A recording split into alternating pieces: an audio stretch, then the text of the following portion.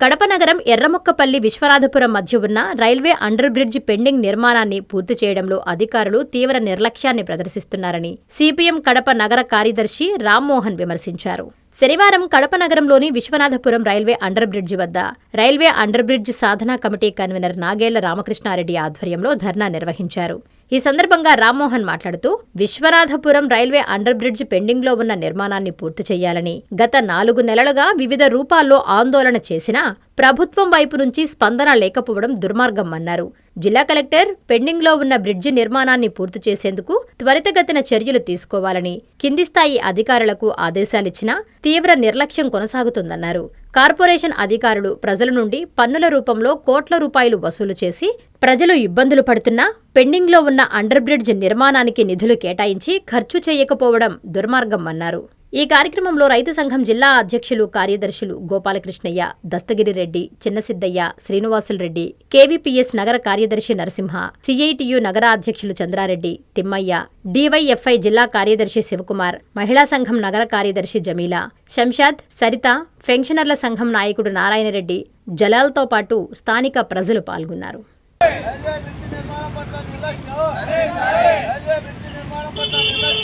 కడప నగరంలో గత 2 సంవత్సరాల కాలం నుంచి ఎర్రముక్కపల్లి విశ్వనాథపురం మధ్య ఉన్న రైల్వే అండర్ బ్రిడ్జ్ నిర్మాణం పూర్తి కాకపోవడం కారణంగా ప్రజానికం తీవ్రమైనటువంటి ఇబ్బందులు ఎదుర్కొంటున్నారు. రైల్వే బ్రిడ్జి గుండా 35 గ్రామాలకు సంబంధించినటువంటి ప్రజలు దాదాపు 50,000 మందికి అవసరమైనటువంటి ఈ రైల్వే బ్రిడ్జి నిధులు కేటాయించి పూర్తి చేయడంలో అధికార యంత్రాంగం ప్రభుత్వం ఘోరంగా విఫలమైంది. ఈ దారి గుండా వెళ్ళేటువంటి ప్రజలు ఇబ్బందులు దృష్టిలో పెట్టుకుని ఈ బ్రిడ్జి నిర్మాణాన్ని పూర్తి చేయాలని కోరుతున్నా ప్రభుత్వం వైపు నుంచి స్పందన లేదు. నిన్న లోకేష్ గారు కడప పర్యటనకు వచ్చినప్పుడు ఈ బ్రిడ్జి నిర్మాణానికి సంబంధించినటువంటి పూర్తి చేసే పనులను ప్రయత్నం చేస్తామని చెప్పి ఒక మాట కూడా మాట్లాడకపోవడం సిగ్గుచేటు. ఎందుకంటే స్కూళ్ళ గురించి, చెరువుల గురించి మాట్లాడినటువంటి లోకేష్ గారు రైల్వే అండర్ బ్రిడ్జి గురించి కూడా మాట్లాడి సమస్య పరిష్కారం చేస్తామని చెప్పి హామీ ఇచ్చి ఉంటే బాగుండేది. అలా జరగకపోవడం కారణంగా ఈరోజు రైల్వే బ్రిడ్జి సాధన కమిటీ ఆధ్వర్యంలో పోరాటం చేయాల్సిన పరిస్థితి వస్తూ ఉంది. ఇప్పటికే విద్యార్థులు, రైతులు, మహిళలు, కార్మికులు, ప్రజలు తీవ్ర కష్టాలు పడుతున్నారు. వీళ్ళతో పాటు ఇప్పుడు ఎండాకాలం అయిపోయి వర్షాకాలం స్టార్ట్ అయ్యే సందర్భంలో రేపు వర్షాలు రావడం ప్రారంభిస్తే ఈ బ్రిడ్జి గుండా ప్రజానికం వెళ్ళడానికి తీవ్రమైనటువంటి ఇబ్బందులు పడే అవకాశం ఉంది. ఈ బ్రిడ్జి కింద నీళ్లు ఉంటే 2 వీలర్ కూడా పోవడానికి కష్టపడాల్సినటువంటి పరిస్థితి వస్తూ ఉంది. ఇంత జటిలమైనటువంటి సమస్య పరిష్కారం కోసం ప్రయత్నం చేయకపోవడం అనేది సమంజసం కాదు. ఎవరైనా అత్యవసర పరిస్థితుల్లో 108 అంబులెన్స్ వెళ్ళాలన్నా, లేకపోతే ఒక శవం తీసుకెళ్లాలన్నా, లేకపోతే గర్భవతులు, బాలింతలు హాస్పిటల్కి తీసుకెళ్లాలన్నా, చిన్న పిల్లలు రేపు స్కూలు తెరిస్తే ఇటువైపు నుంచి అటువైపు వెళ్ళాలన్నా తీవ్రమైనటువంటి కష్టాలు పడాల్సిన పరిస్థితి వస్తుంది.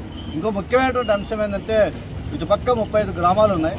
ఆ గ్రామాల్లో రైతులు కూరగాయలు, చిన్న వ్యవసాయం చేసేటువంటి రైతులు ఇటు పక్కకు వెళ్ళి వ్యవసాయం చేసుకోవడానికి, తమ ఉత్పత్తులు అమ్ముకోవడానికి వెళ్ళాలంటే తీవ్రమైనటువంటి కష్టాలు పడాల్సిన పరిస్థితి వస్తూ ఉంది.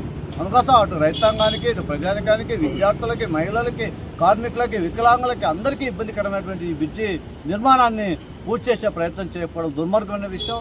కాబట్టి ప్రభుత్వం ఏం చెప్పారు, మొన్నటిదాకా 3.5 కోట్ల రూపాయలు డబ్బులే మరగని చెప్పారు. కానీ ఇప్పుడు కార్పొరేషన్లో డబ్బులు, అవసరమైన డబ్బులు, నిధులు సమకూరాయి. కాబట్టి తక్షణమే ప్రభుత్వం జోక్యం చేసుకుని ఈ సమస్య పరిష్కారానికి తక్షణమే పనులు ప్రారంభించాలని, ఆ రకంగా ప్రారంభించకపోతే రానున్న కాలంలో ఈ పోరాటాన్ని ప్రత్యక్ష కార్యాచరణ తీసుకెళ్లి మరింత ఉధృతం చేస్తామని చెప్పి హెచ్చరిస్తా ఉన్నాం. నారాయణ మాతృసేవా పథకం అమ్మతనానికి కమ్మనైన పథకం. సుమారు 1500 విలువ గల నారాయణ బేబీ హెల్త్ కిట్ ఉచితం. అవుట్ పేషెంట్స్ కు ప్రతి నెల డాక్టర్ ఫీజు ఉచితం. అల్ట్రాసౌండ్ స్కానింగ్ ఉచితం. గర్భిణీ స్త్రీలు కాన్పు కోసం కానీ ఇతర అవసరమై హాస్పిటల్లో చేరినప్పుడు బెడ్ ఛార్జీలు ఉచితం. ప్రాథమిక వైద్య పరీక్షలు ఉచితం. మందులు ఉచితం. బ్లడ్ బ్యాంక్ నందు అవసరమైన వారికి రక్తం ఉచితం.